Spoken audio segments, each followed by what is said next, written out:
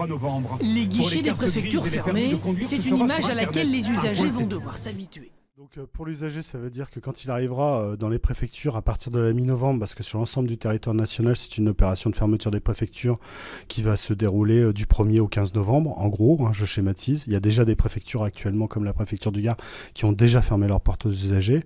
L'usager qui arrivera en préfecture pour récupérer un titre ou faire une demande de titre, donc carte grise, passeport, carte d'identité ou permis de conduire, devra envoyer matériellement tous ces documents administratifs sur Internet. Donc ça voudra dire aussi qu'il devra disposer des outils pour pouvoir scanner ses justificatifs administratifs.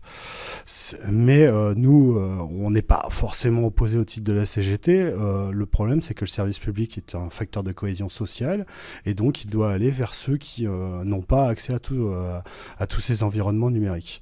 On a 3 catégories de population qui sont vulnérables à cette modernisation de l'administration telle que conçue par les gouvernements.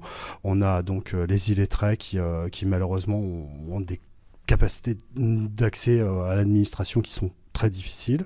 On a la population du 4e âge qui est complètement coupée du réseau numérique et on a les handicapés malvoyants, non-voyants ou très peu voyants qui n'ont pas accès de tout au matériel numérique parce que voilà, ils sont handicapés.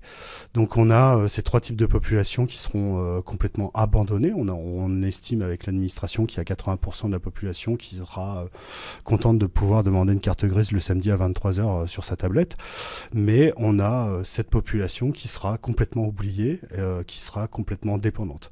Qui plus est, on a des prestataires privés qui ont repris la compétence et qui disent nous on va le faire à votre place et puis on ira plus vite qu'en préfecture. On a vu qu'il y a même des échoppes qui sont ouvertes en face des préfectures qui disent ici la carte grise plus rapide, etc. On vous offre même le café. Sauf que en réalité, d'une prestation gratuite, qu'on a acquis par l'intermédiaire de l'impôt, on passe à une prestation qui est payante. C'est-à-dire qu'il faudra payer le prestataire privé environ une 30aine d'euros pour qu'il réalise tous ces envois de documents et de justificatifs à l'administration à notre place. Et bien entendu, il faudra quand même lui présenter tous les justificatifs.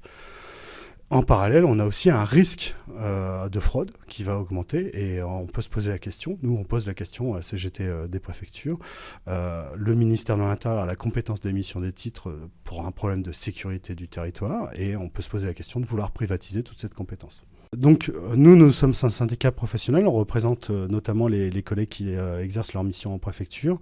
Lorsque le ministre a mis en place cette fermeture de guichet, ça s'appelle le plan préfecture nouvelle génération, PPNG.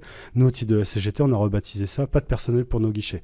Ça veut dire en fait que sur 3000 agents qui exerçaient la compétence de guichet sur l'ensemble du territoire national et ultramarin, il y a 1000 postes qui ont été rendus à Bercy ou à Matignon selon la manière dont on réfléchit ça. En tout cas, ça fait une suppression de postes, de 1000 postes sur l'ensemble du territoire national brut. On a 1000 agents qui sont redéployés dans les plateformes pour traiter les données. Et donc, c'est un travail à la chaîne, d'un travail de fonctionnaire qui doit étudier des dossiers, avoir une relation avec l'usager.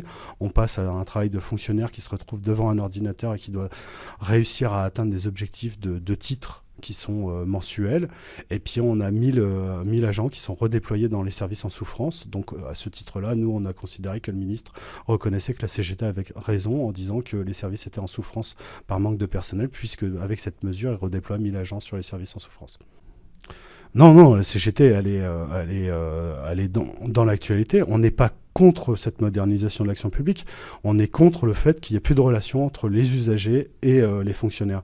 On aurait peut-être accompagné cette transition si justement il y avait eu une transition réelle avec encore un maintien de quelques fonctionnaires pour accueillir les usagers, notamment les usagers que j'ai décrits tout à l'heure, les plus précaires.